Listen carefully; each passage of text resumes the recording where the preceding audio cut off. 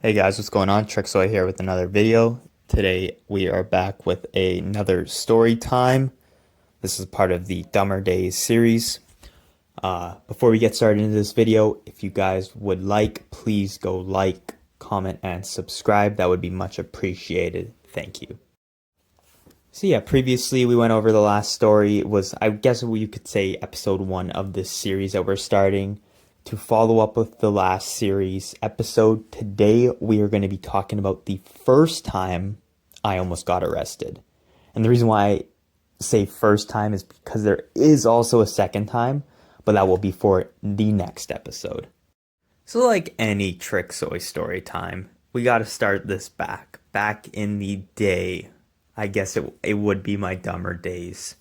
This was back, so if I remember, this story would have took place, it would be around the same time, maybe a month or two after the last story, and has a similar start. So, started off like a normal day, went to school for the day. Actually, did I go to school that day? I can't remember. I skipped a lot at this time. It was right when I started working a lot at my first full-time job. So, I think, no, I think I went to school. Yeah, probably. So, I probably went to school. And I probably went to school stoned. You know, I liked smoking that grass. And once I got off school finally, it was like a Friday night. And I knew for a fact that something was going down that night. Now, to what degree, I did not know yet. But later on, I would find out that this would have go down on something that a night I wouldn't forget. So yeah, I got home from school, smoked some grass, was just chilling out. I think I just had my girlfriend over at the time. We were probably just gonna have a chill night, maybe put on a movie. It was around the winter time, early spring, so where I live, it's not very nice. It was cold, dark, raining. It's pretty much dark by 4 o'clock, so you don't really want to do much. And when you get off school at 3, it's like, yeah, nah, I'm okay. But anyways, I know we were chilling out, and then next thing you know, I probably got bored. Yeah, I think I got bored because I wanted to get up and do something. So I ended up saying, hey, why don't you get your sister to come over? Because I was homies with her sister too. She was chill.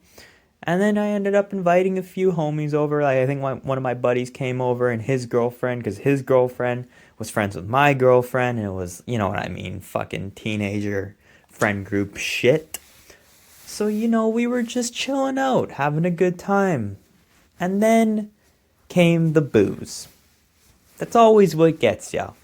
And I think we were drinking my choice of drink that night. So the last story, it was when we were drinking Captain Morgan's. And I hate that shit.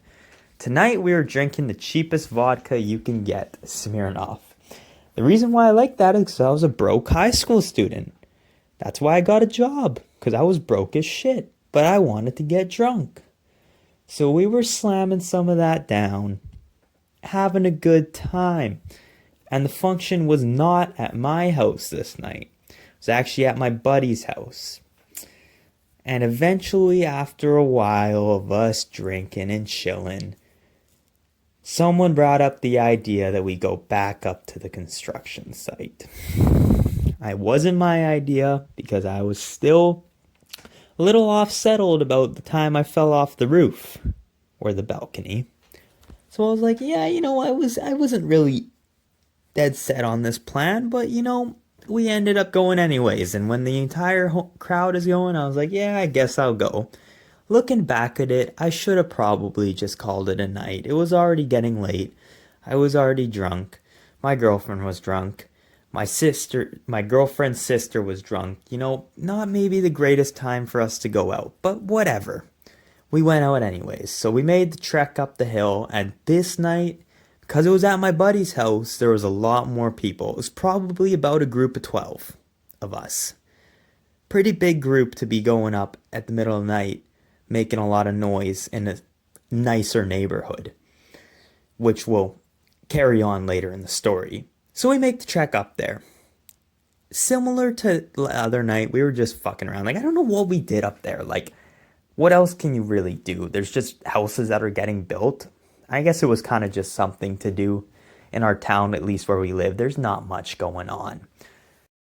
So, after about half an hour of us being up there, I don't think we were getting up to too much bad stuff. I will say, though, I do remember someone in the group flipped over a porta potty.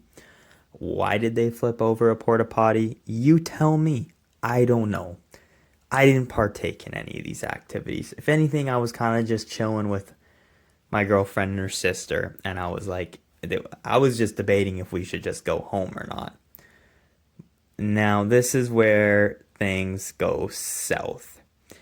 Some other people that were up there at the time, which were friends with some of the people I was there with, were hanging out with the group now. And then, I don't remember who did, but someone started lighting toilet paper on fire out on the street. And why? I don't know. But it wasn't like a big fire, but it was noticeable. Like you could see it if you were living in a house that would look up, like, because there would be houses up the hill, like a little bit up the hill. So you could see down and you could see that there was a fire. And because of that, and then with the fire, you see a bunch of teenagers around that are clearly drunk. Someone called 911. And I think someone was screaming from their balcony at us. I don't remember at this point. Things were getting a bit hazy.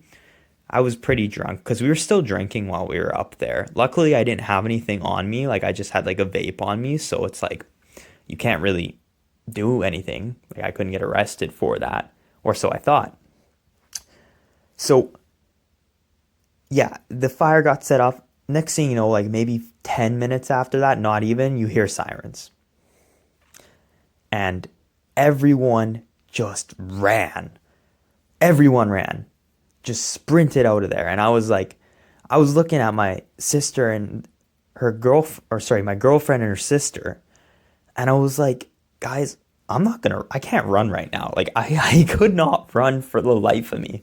I had way too much to drink. I would stumble and fall. And I was not really feeling it. So I just said, you know what? We're going to sit right here on this curb on the street and see what happens. Now, was that a smart idea? No, yes, no. I mean, at the end of the day, if we ran, then we wouldn't have had to speak to the cops, which I'll get more to. But because we didn't run, we didn't look suspicious. So next thing you know, we were sitting on the curb. And of course, because we're the last three teenagers that are around at the spot, at the area, the cop car pulls up right next to us, blaring the red, blue lights, and it's flashing it right in our faces. Like, I can't see anything. I just see a bright flashlight. And he gets out, and it's just one guy. And he walks up to us, and before the cop pulled up to us, I told my girlfriend and her sister, let me do all the talking. Now, let me think here. Super drunk dude that can barely look straight wants to do all the talking with the cop. Because they weren't as drunk as me. I was clearly more drunk. But I wanted to make sure that we did not get fucked over. So I talked to the cop, and he comes up to us, and I don't remember much of our conversation, but I remember the core structure of it. Pretty much he was like asking what was going on.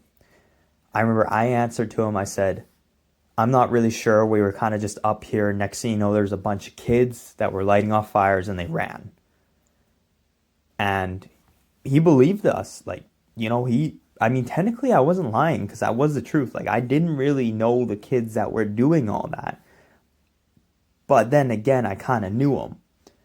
And he didn't really ask too many questions to us. He just said, like, hey, are you guys, like, I think he was more concerned if we were all going to get home because I think he could tell that we were drunk. But he didn't really want to do anything about it. So he asked me if we're like getting away home, blah, blah, blah, blah, blah, because he said we should probably get out of that area. And I said, yeah, like, I'll get someone to come pick us up, blah, blah, blah. So he waited there until someone picked us up. So I had to call my dad to come and get us. Like, he would not leave until someone picked us up. So now it's funny because like this happened a month or two after the last time my dad had to pick me up from that area. So I'll be honest, he was not very happy that he was getting called up to that same area again. And this time when he came up there was a cop car with us. Now I'm surprised he wasn't very mad, but he wasn't happy, I'll tell you that. So I mean, luckily nothing came of it. I didn't get arrested, but it was a very close call. Because you know what, at the end of the day, I was technically drunk in public. and we were acquaintances of the people that were causing the disturbance because we were around them at the same time. But luckily, the coast was clear. We got set loose, and I definitely learned a lesson, or so I thought. Anyways, guys, moral to the story is when you're out drunk, do not get around. Don't fuck with people that you don't know because you don't know what's going to happen. Anyways, if you guys enjoyed this video, please like, subscribe, comment.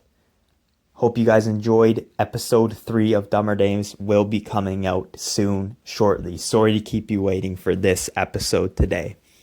Peace out, guys. Tricksoy out of here.